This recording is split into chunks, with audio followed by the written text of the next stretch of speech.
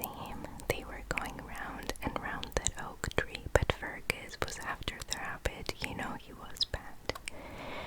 I should just think so, said Uncle Mary's voice, and he walked into the room with Fergus at his heels. Are you children ready for a walk? I've got to go away for a while before Christmas, so I may only have the day to take you.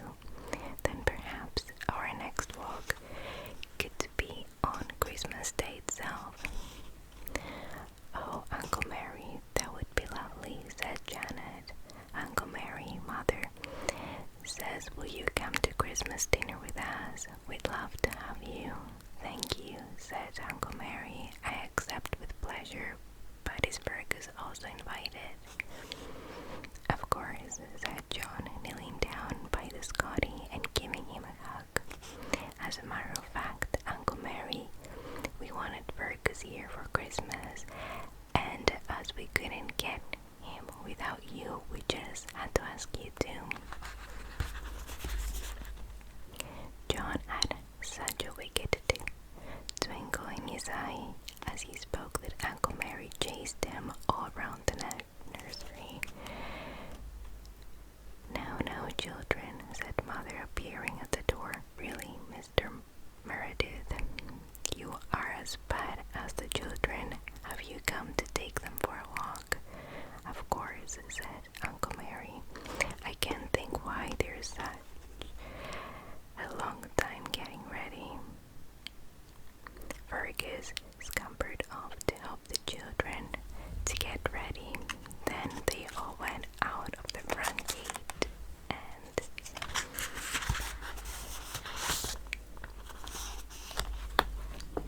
into the familiar lane. It was a cold and frosty day, and they put their coats and scarves warmly around them. Doesn't Fergus want a coat too? Asked Janet. I've seen dogs wearing coats, Uncle. They don't need them, said her uncle. Animals grow thicker coats for the winter time. When the spring comes, I shall have to have Fergus stripped off some of his coat, or he will be too hot. Horses grow thicker coats for the winter too. Animals seem to prepare well for the winter, don't they? Said John, remembering how the squirrels stored up nuts and acorns, and how the dormouse became plump and tucked himself away in a comfortable hole. I suppose nearly all the hibernators are asleep now, Uncle. All of them, said Uncle Mary. The bat hangs upside down in hollow trees or barns. The snakes are curled up together somewhere. The dormouse and the hedgehog sleep in their holes. The badger is safe in his den with his family. The frogs are in the pond, and the toads under big stones. The snails are clustered together on rockeries or beneath walls, and thousands of insects are so fast asleep that you might think them dead. Oh, Uncle, look, Hazel. Catkins already, cried John in delight, pointing to some short green catkins growing sturdily on the hazel trees in the nearby hedge. Somehow, they make the springtime seem quite near. Yes, it's lovely to see them in December, said Uncle Mary. I always like the barrenness of the trees too, much as I love the greenery of spring. You can see the beautiful shape of the trees now, and it's lovely to see even the tiniest twig clearly outlined against the sky. I never thought twigs were beautiful before, but I do now, said Janet.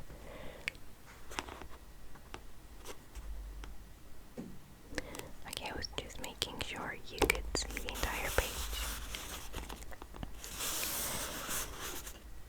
I never thought twigs were beautiful before, but I do now, said Janet thoughtfully as she looked at the sharp-pointed peach twigs. are so sharp that they really break me up when I touch the points.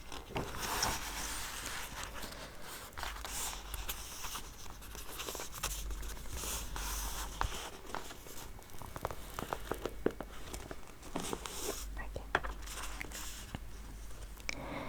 Yes. Okay.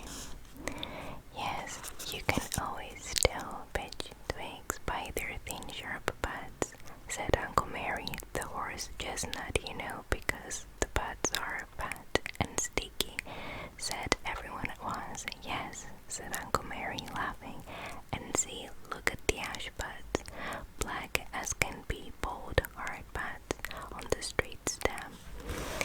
And I rather like the oak twigs too, said Pat, looking at an oak tree that showed untidy clusters of buds here and there. I like the way the oak buds grow, all jumbled up, no pattern or proper arrangement. And look, Uncle, there is an oak apple. Do you remember how I brought one to you and said it was the fruit of the oak tree as well as the acorn? Yes, I remember, said Uncle Mary. Well, it's a mistake shared by many other people, Pat. The children enjoyed trying to tell the pear trees by their twigs and trunks. The birch was easy to recognize, for it had the silvery gray bark that the children loved, and its twigs were light and graceful, waving in the wind. There are plenty of berries still left on the hedges for the birds, said John. Look, hips and haws, Uncle, and even a few elderberries too. I always struggle with this word. I'm sorry. Okay. Shall we gather some? Said Uncle Mary. If we're going to have a bird table soon, we can nail twigs onto the bark of it for the birds to perch on, and we could tie sprigs of berries to the twigs. Ah, yes, said the children, and gathered as many berries as they could. They saw some privet berries too on the privet hedge around the farm garden. Uncle Mary was sure the farmer wouldn't mind them having some of those as well. I tried some rowan berries, he said. I can put them in water to soak when we want them for a bird table. The birds like those too. The rooks and jackdaws are still in the fields. Peewits stood about, and some white-winged gulls soared high in the air.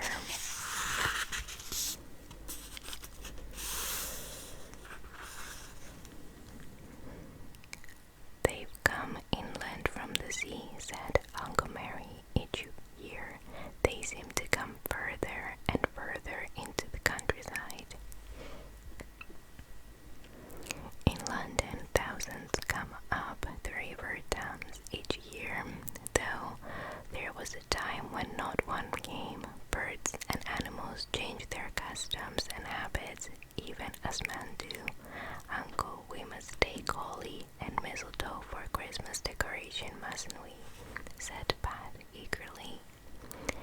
There are so many holly trees around here. They are all loaded with berries.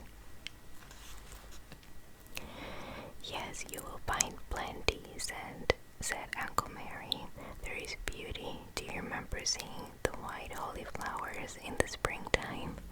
The children noted. Why are the leaves so very prickly? Asked John, feeling the edge of one. I know why they are so glossy and tough. It's to prevent the leaves from giving off too much moisture. In wintertime, isn't it, Uncle? Yes, said Uncle Mary. Well, John, I should have thought you knew that the prickles are grown for the same reason that the hedgehog grows his armor, to keep away enemies that might eat him. Oh yes, of course, said John. He looked up at the top of the tree and noticed that the leaves there had few prickles or none at all. suppose the top leaves don't grow prickles because animals can't reach so high, he thought. How clever trees are. They seem to think of everything. Uncle, I don't expect any caterpillars feed on these tough leaves, do they? Asked Janet, picking one. What about the holy blue butterfly? Asked Pat. Was. Good boy, said Uncle Mary, giving him a pat. The holy blue caterpillars do feed on the tough holy leaves. Good mark for you. You won't be able to come with us and cut the holly for decoration, will you, Uncle Mary? Said Janet. You will be away. We'll have to come by ourselves. We'll be careful not to spoil any of the trees.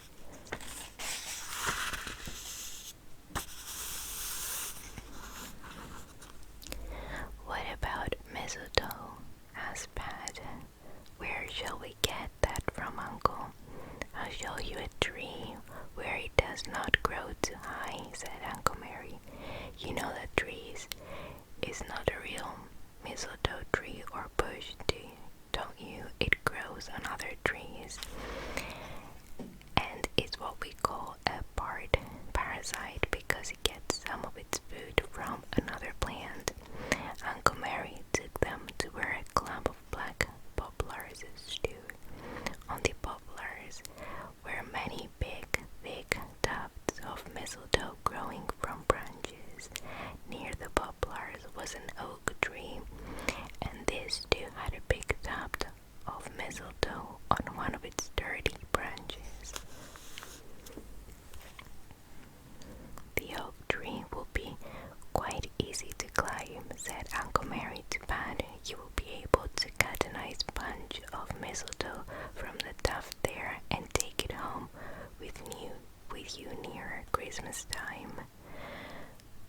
Oh yes, said Pap, seeing quickly how he could best climb the oak. Uncle Mary, how about the mistletoe grow on the oak and on the other trees? How does it get there to begin with? The mistletoe thrush put it there, said Uncle Mary, smiling to see the astonished faces of the three children. That's why he's called mistletoe thrush, because he's fond of mistletoe berries. How goes he plant them? Asked John. How does he plant them? Asked John. Well, the mistletoe berries are very sticky, said Uncle Mary. The thrush has a good feast of them, and then he wants to clean his beak. So he wipes his bill carefully on a bow, leaving behind him one or two of the sticky mistletoe seeds. These put out what are called saggers that pierce through the bark of the tree right down into the sap. And then the mistletoe throws up the sap and leaves on it, said Janet. Very cunning. Very, said Uncle Mary. As soon as it has several singers throwing up the sap, it grows a pair of sage green leaves. The mistletoe's leaves are never the rich tender green of ordinary plants, as I expect you to have already noticed. It has the dull coloring that many parasites show.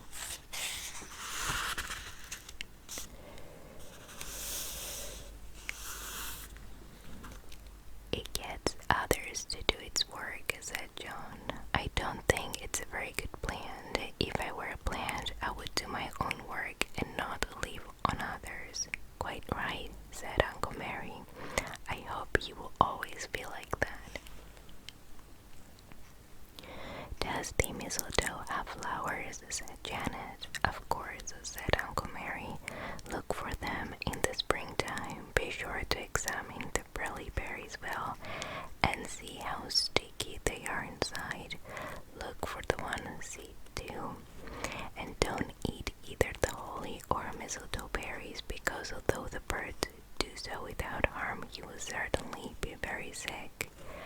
the children turned to go home after that, making a town of where the mistletoe was, so that they might come out again before Christmas and gather the decorations they needed. "We'll get enough for Uncle Mary's house too," said Janet to Pat. In a low tone, "We'll decorate his study for him. You like that?" The children managed to find a few flowers. Even though it was December, the usual groundsel, chickweed, the shepherd's purse were found, an unexpected red campion, I don't know what that is, and a rather small dandelion whose golden head had no stalk at all. "It's so afraid of the frost that it doesn't dare to grow a stalk," said Janet, "so I can't pick it, but there is Uncle a flower until December." "But there it is. We have to look for Christmas roses later on," said Uncle Mary. "We'll just have a peep at them before we go in. Do you remember finding them on our walk around the garden last January? What a long time ago that seems." They went in at the gate and walked around the garden to see if there were any Christmas roses showing. There were a few stout buds uncurling their heads from the hard ground. "They will be out by Christmas," said Uncle Mary. "How nice. We shall be able to give your mother a bunch of flowers from the garden," as they went up the garden to go indoors.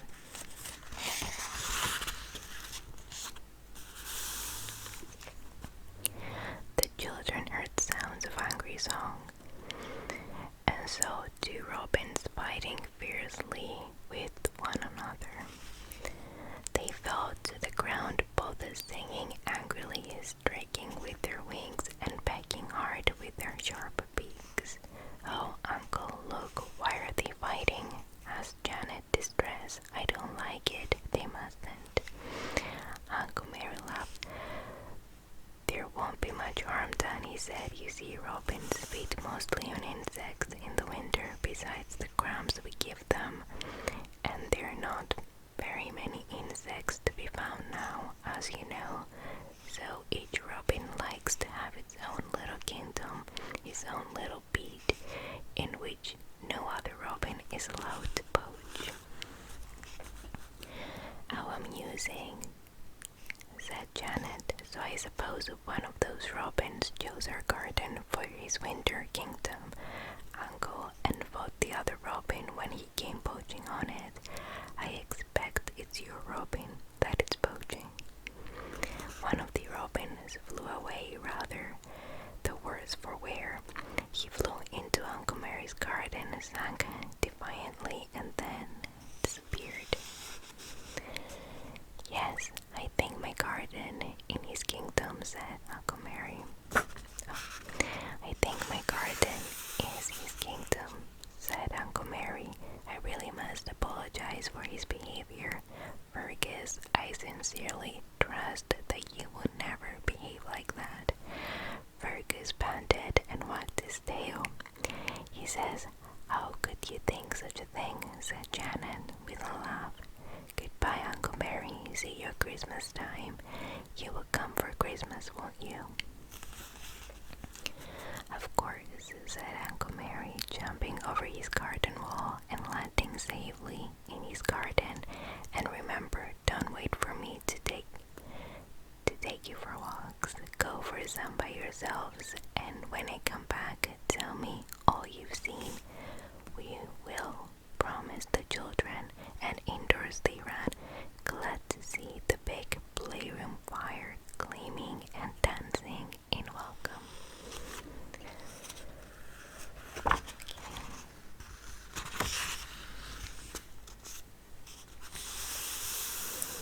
Let's read this one now, The Christmas Tree Fairy.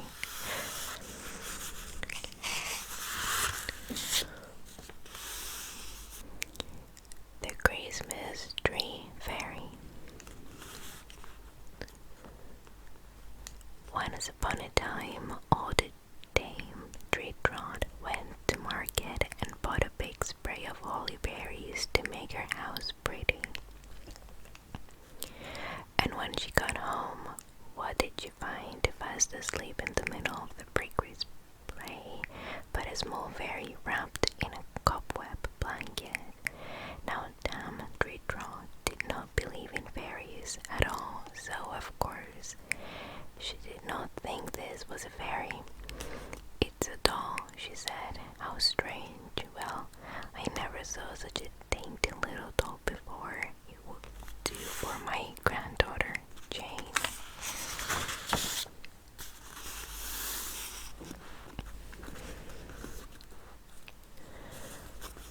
So she wrapped the fairy in white tissue paper and put her in a cardboard box. She took it to Janet the next day, and Jane opened the box and unwrapped the tissue paper. Jane's mother peeped into the box and saw the sleeping fairy there. "Oh," she cried, "what a beautiful little doll. It has wings like a fairy." "It is a fairy," said Jane, who believed in fairies and knew one when she saw one. "Don't be silly, darling," said her mother. "There are no such things as fairies." "But, Mother, this is a real live one," cried Jane. It is. Look at her wings. Look at her tiny little nails." What a funny... Just making sure you can see. "What funny things children say," said Granny Treetrot. So Jane said no more, but she knew quite well that the doll was a real live fairy fast asleep. She carried the box away to her nursery and took out the sleeping fairy very carefully. She put her into her doll's bed and covered her up well. How lovely! The fairy looked, lying in the tiny bed, her golden hair fluffed out of the little pillow and one of her small hands outside the sheet. Jane was so happy and excited. When would the fairy wake up? Jane, here's John came to see you," Mother called up the stairs, and Jane heard John running up. She ran to meet him, her face red with excitement. "John, come here. I've got a real life fairy asleep in my doll's bed. Look." She took John to the bed, and he looked down at the sleeping fairy. Then he laughed. "That's only a doll," he said. "I don't believe in fairies, Jane. That's a doll. You can't make me believe it's a fairy." "But look at her silvery wings peeping out of the bedclothes," said Jane. "Look at her beautiful hair. Besides, she's alive. Don't you see her pink cheeks?" "It's just a Christmas tree fairy doll," said John. "I tell you, I don't believe in fairies." Jane said no more. She knew that Angela, her friend, believed in fairies, so that afternoon she made Angela come in from her walk to see the doll. "Jane, it's a real life fairy," said Angela in delight. "Oh, Jane, how lucky you are. How lucky." "Isn't it funny, Angela? People who don't believe in fairies think she's just a doll," said Jane, "so they only see a doll lying there. But you and I, who do believe in fairies, can see quite well that she is real. She's really a sleeping fairy. Oh, I do wonder what she will wake up." Every day Jane went to the doll's bed to see if the fairy had awakened, but not until the day of the Christmas party came did the little fairy open her eyes. She had had such long sleep. How surprised she was to find herself tucked up cozily on a soft little bed. "Oh," cried Jane, when she saw the fairy sit up and rub her eyes, "I knew you were a fairy and not a doll." The two together, and Jane told the fairy that her mother had said it would be nice to put the fairy on top of the Christmas tree that evening. You see, Mother thinks you're only a fairy doll, said Jane. She doesn't believe in fairies. Will you mind standing up at the top of the tree, fairy? Not a bit, said the fairy. And I give each child who believes in me a wish to wish, one that will come true. So you must tell me, all those who don't believe in fairies, to go out of the room, Jane, and I will fly down and hear every child's wish. And then, dear Jane, I must fly away. This is a dear soft little bed, but I have my own home, you know. I will often come and see you again. Shh, said Jane. Here comes Mother. Jane's mother carried the fairy doll to the Christmas tree and put her at the top.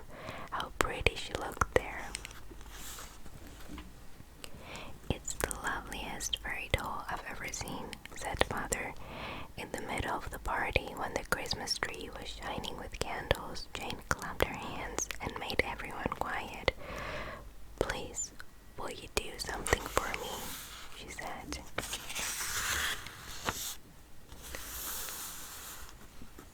Will everyone who doesn't believe in fairies go out of the room, and all of those who do believe in them stay here with me? I have a secret to show them. All the grown-ups except Aunt Suzanne went out. 2 little girls and 3 boys went out too. Alan, Molly, Angela, Trixie, Jack, and Jane were left. I know your secret, cried Jack. It's the doll up there. She's a Christmas tree fairy, a real-life one. I saw her smiling at us just now. Yes, that's my secret, said Jane. She's going to fly down to each of you and give you a wish. Keep still and think hard what you would like the most. Each child stood still, and the little fairy flew down on her silvery wings. She listened to every child's wish and nodded her golden head. It will come true, she said. And then she flew out of the window and disappeared into the dark night. She has gone back to her home, said Jane. When the other children and grown-ups came back, they were surprised to see no doll at the top of the Christmas tree. Where is she? They cried. She has flown out of the window, said Jane, but you know, they didn't believe her. Don't tell me you would have been outside the door or inside if you had been at Jane's Christmas party. I read that completely wrong. I'll do it again. She has flown out of the window, said Jane, but you know, they didn't believe her. Don't tell me, would you have been outside the door or inside if you had been at Jane's Christmas party?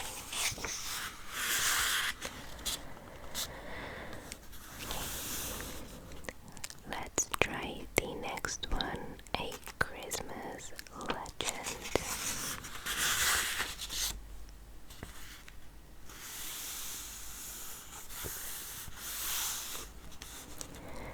A Christmas legend. Once upon a time, in the Eve Tower of the little church, there were 3 wonderful bells. They rang only on Christmas Eve when the people brought their gifts to church to be given to the poor remembrance of the Christ child. Nobody knew who rang them.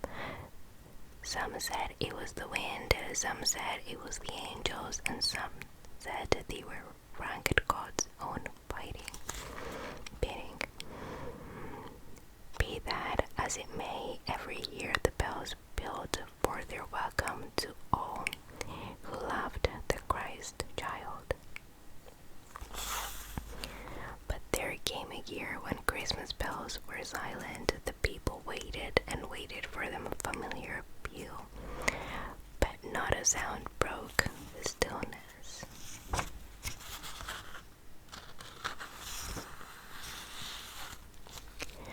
Next year it was the same, and so it was for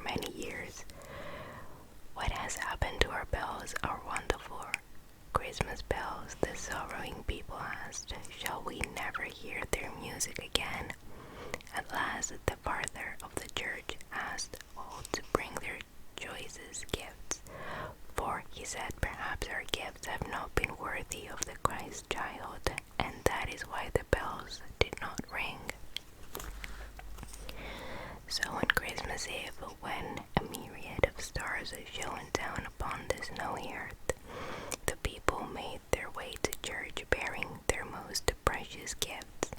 Among them were two raked little boys whose present was a silver 10-pence piece. They had struggled for a whole year to save this, and how proud they were of it now, and how glad to give it to the Christ child. They smiled as they trudged along in the snow, saying little, but each thinking his own happy thoughts. Suddenly, they were stopped in their way by an old man, far poorer than they. In the voice that trembled from weariness and hunger, he asked, "Little brothers, can you spare a penny for a poor old man who has nothing?" The boys looked at the old man, and their hearts were filled with pity, but how could they help him? They had no penny, but only their silver piece. And if they gave him this, what of their gift for the Christ child? The problem puzzled them, but when they looked again at the poor man shivering in his rags, they were so moved with pity for him that they gave him all their money. The old man was overcome with joy at the magnificence of their gift. "May God bless you for this, little brothers," he said, and with a last long look of gratitude, he bade them farewell and shuffled away in the snow. The boys went on, and although now they had no gift from the Christ child, they knew in their hearts that God would understand, for wasn't the poor old man also his child? They reached the church at last, and as they stepped into its welcoming light, they heard the father inviting all to bring their presents and lay them before the altar. "And God grant," he added, "that we may hear once more the music of our Christmas bells." The people brought their gifts and laid them before the altar.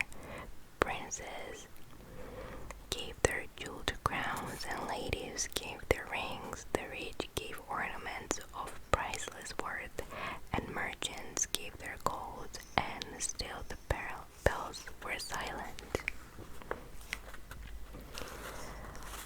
Last of all came two little ragged boys who, in loving kindness, had given away all they had. They knelt down side by side before the altar and held out their empty hands. Immediately the Christmas bells began to ring, louder and sweeter than ever before. "Thine is the gift divine, thine is the gift divine," they seemed to sing and sing again. Those who had given their plenty knelt down in all humility, and with tears of joy in their eyes gave thanks to God for the music of the Christmas bell. Ring-a-ding, ding, ring-a-ding-ding. Can you hear the bells, the merry Christmas bells? Peace on earth they ring, goodwill to men they sing. Peace on earth, goodwill to men they ring, and sing again to merry Christmas bells. I'm thinking let's do another one.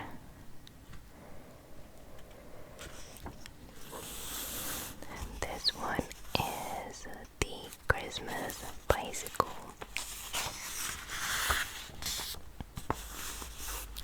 The Christmas bicycle. Desi had a bicycle for Christmas, and all the other boys and girls thought that she was very lucky because it really was a nice one. At first, she lent it to anyone who wanted to try and ride excited, but when Harry had dented the mud cart and Jane had broken the pedal, Desi's mother said she was not allowed to any child except in her own garden. Susan was cross when she heard this. "Oh, how mean of you, Mother," she said. "She might let you land it in the road, Desi." "Mother isn't mean," said Desi. "You would never let anyone say a word against her mother. It's just that she paid a lot of money for my bike and she doesn't want it spoiled. She's not mean."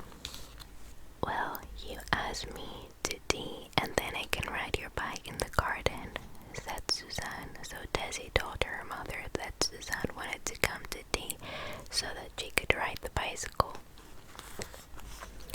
"Suzanne always wanted to push in and get her own way," said Desi's mother. "No, I can't have her to tea just yet, Desi.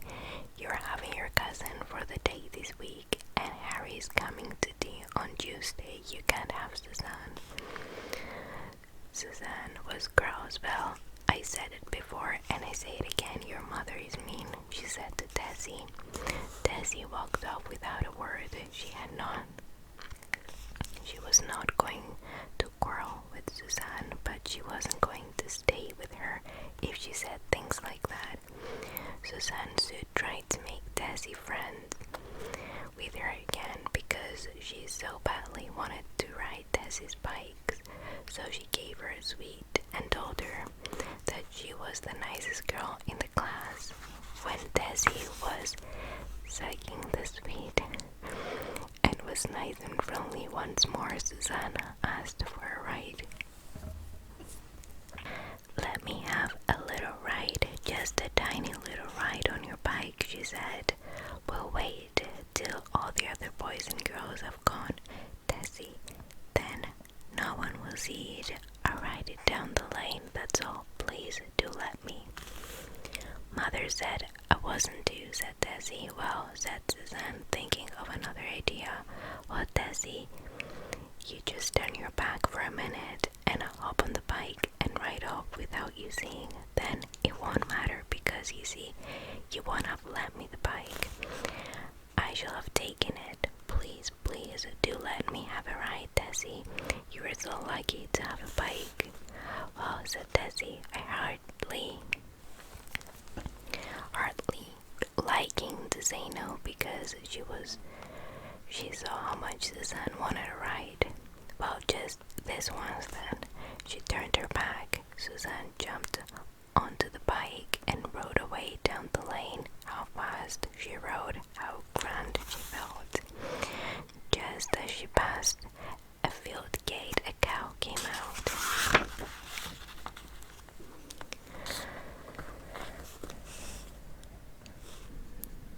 The first of a herd driven out by the farmer. Suzanne got a fright, wobbled, and fell off.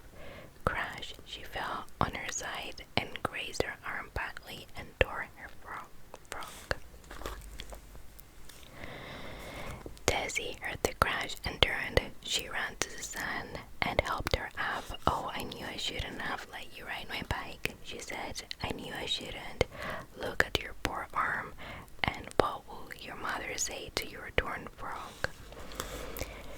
The bicycle was not hers, which was lucky. Suzanne picked it up, brushed her frock down, and looked at her bleeding arm. "Brother," she said, "that's tiresome cow.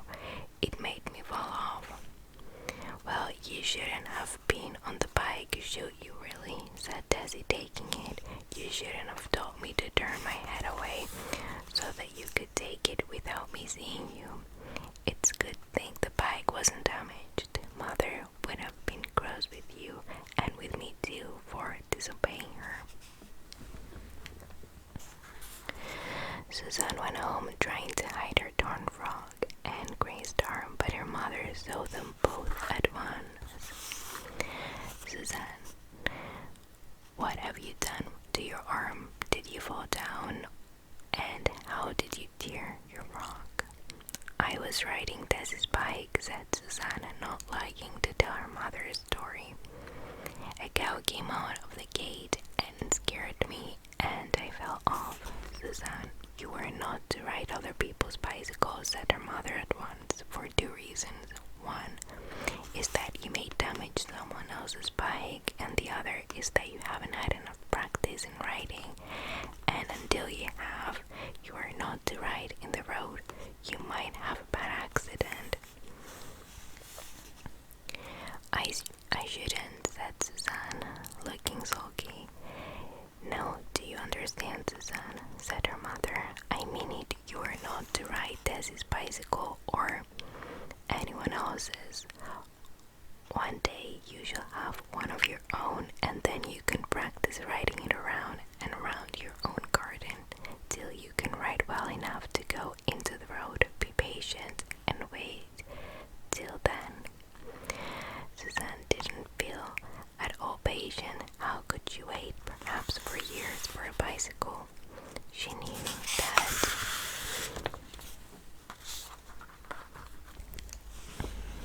a bicycle was expensive, and she knew that her mother hadn't a lot of money to spare.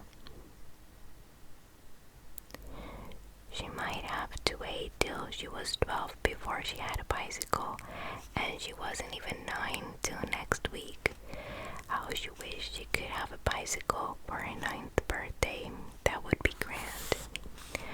Her arm soon healed, her dress was mended. Once or twice her mother warned her to remember that she had said about what she had said about Desi's bicycle. You will remember that I don't want you to ride Desi's bicycle again, won't you? She said, and I hear that Desi's mother has asked her not to lend it to anyone, too, so on no account must you borrow it, Suzanne. Suzanne didn't say anything. She meant to have another ride whenever she could. Her mother noticed that she said nothing and spoke sharply. Suzanne, will you promise me not to ride on Desi's bicycle? She said. All right, said Suzanne sulkily. How tiresome to have to promise. I wish I could have a bike for my birthday next week, Mother. Desi was only 9 when she had hers. Bicycles are so expensive, said Suzanne's mother, and you're not very old yet. There is plenty of time for you to have a bicycle, Suzanne. Suzanne didn't ask Desi for a ride anymore. That week, she watched her riding to and from school very enviously, and she didn't beg for a turn to. She didn't want to upset Desi or to break her own promise. The next week came, the day before her birthday came. Suzanne told everyone it was her birthday the next day, and she felt excited because she knew Mother was making her a cake with the 9 candles on it, and she thought she was having a work basket and a new book. Now, as Suzanne went home from school that afternoon, she suddenly saw Desi's bicycle leaning against the wall that ran round Harry's garden in the main road. Yes, there it was, bright and shiny. Desi must have gone into Harry's white mice. In to see Harry's white mice. The road's empty. I'll just jump on Desi's bike and have a little ride, thought Suzanne. No one will know. I'll go around the corner and back. Quite forgetting her promise, Suzanne jumped onto the bicycle and rode down the road. She went fast, pedaling up and down strongly. She rang her bell at the corner. Ding-a-ling-a-ling. It sounded fine. Then she put the brakes on to see if they work, but they didn't work very well. Desi had been told that she must take her bicycle to the shop to have the brakes put right, or else she might have an accident. Now I'd better go back, thought Suzanne to herself, and turned to go back. She had pedaled up the hill, and now it would be fun to go down it without pedaling at all, and no brakes. She simply flew down. It was quite a steep hill. Suddenly, around the corner came a big old cart horse belonging to the farmer, dragging a heavy cart behind him. Suzanne wobbled. She rang her bell,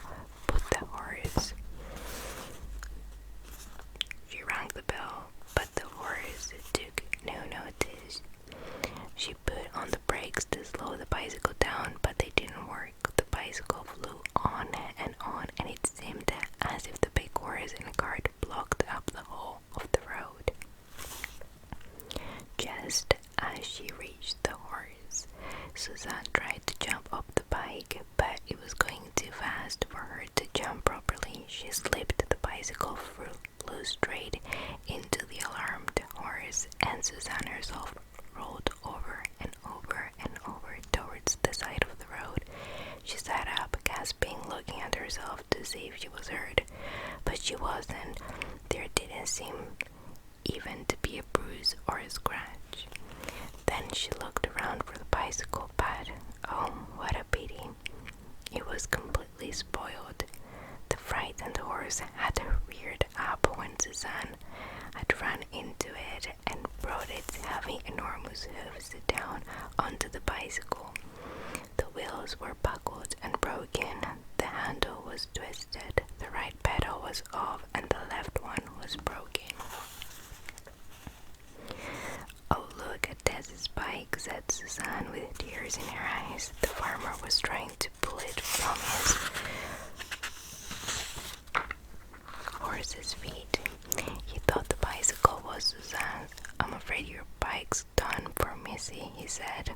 "Why did you ride so fast down the hill?"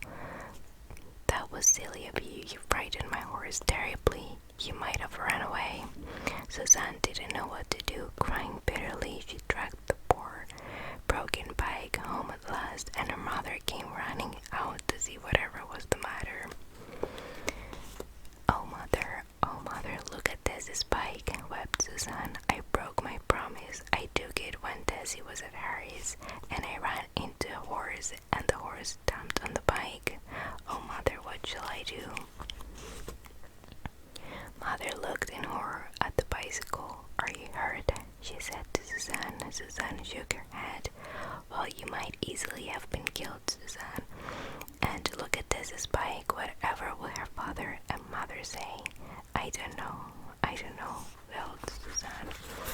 "Oh, why did I disobey you and break my promise, Mother?" Suzanne's mother looked very grave. She set the broken bicycle by the fence and took Suzanne's arm. "Come with me," she said. "I will show you what you must do." She took Suzanne to a shed which was locked. She unlocked it. Inside was a brand new, very beautiful, shining new bicycle. Suzanne gave a gasp when she saw it. "Look," said Mother, "Daddy and I bought this for you. Birthday tomorrow. For a big surprise. Now, Suzanne, I'm afraid you must take it to Tessie instead, because you have